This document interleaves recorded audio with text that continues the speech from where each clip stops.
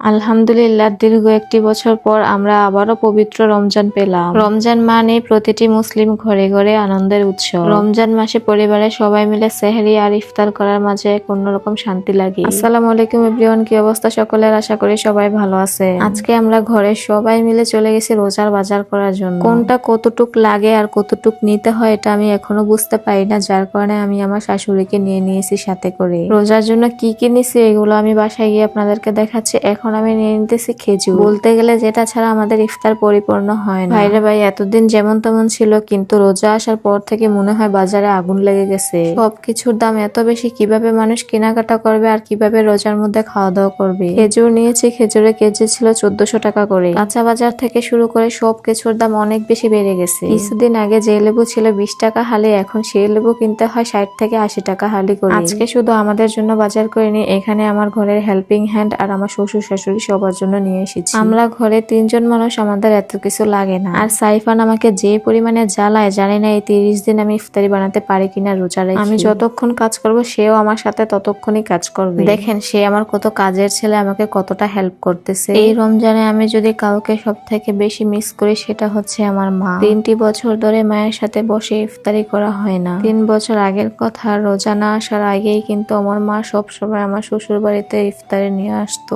সেহরির টাইমে সব সময় আমার মা আমাকে ফোন দিয়ে উঠিয়ে দিত।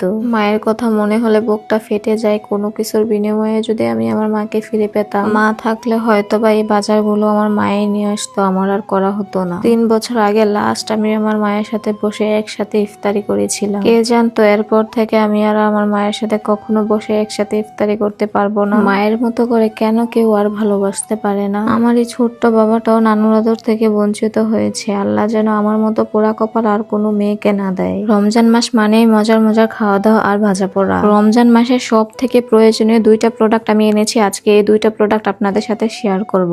এটা হচ্ছে একটা গ্রাইন্ডার, যেটার মধ্যে আপনারা সব কিছু ব্লেন্ড করতে পারবেন। মরিচ, জিরা, গোলমরিচ, এলাচ, দারুচিনি, কালো জিরা ইত্যাদি সবকিছু আপনারা গুঁড়া করতে পারবেন। আমার আজকে রান্নার জন্য লাগবে পেঁয়াজ বাটা আর রসুন বাটা। দেখি একসাথে এই 2টা দিলে কতটা ব্লেন্ড হয়। এই গ্রাইন্ডারটার কোয়ালিটি অনেক ভালো, যেটা আমি হাতে নেওয়ার পরেই বুঝতে পেরেছি। মাশাআল্লাহ, এটা অনেক সুন্দর করে ব্লেন্ড হয়ে গেছে। রোজার মধ্যে একটা সমস্যা হচ্ছে, আমরা ভাজা পোড়া করার পর অবশিষ্ট তেলটা নষ্ট হয়ে যায়। তেলের মধ্যে নিচে গুঁড়া গুঁড়া থাকার কারণে কিন্তু আমরা ওই তেলটা আর ইউজ করতে পারি না। তাছাড়া এখন সবকিছুর দাম যেই হারে বাড়তেছে, অপচয় করাটা তো একদমই ঠিক হবে না। তাই তো আমি এই অয়েল পটটা নিয়েছি। এটাতে কিন্তু অবশিষ্ট তেল ছেঁকে ছেঁকে খুব সুন্দর করে ইজিলি ইউজ করা যায়। উপরে এই ছাঁকনিটা দেওয়া আছে, এটাতে ছেঁকে কিন্তু অবশিষ্ট তেলটা আবার পরবর্তীতে আমরা ইউজ করতে পারবো। এই 2টা প্রোডাক্ট আমি নিয়েছি কিচেন সেন্টার ফেসবুক পেজ থেকে। পেজটা আমার এই ভিডিওর ক্যাপশনে মেনশন করা আছে, অবশ্যই চেক করে নিবেন। এগুলাই হচ্ছে আমার রমজানের বাজার। এখানে মাছ, মাংস, ডিম আরো অনেক কিছু আনা বাকি আছে, ওইগুলো আবার পরবর্তীতে আনতে হবে। সবকিছুই আমি সুন্দর করে 3 ভাগ করে নিচ্ছি।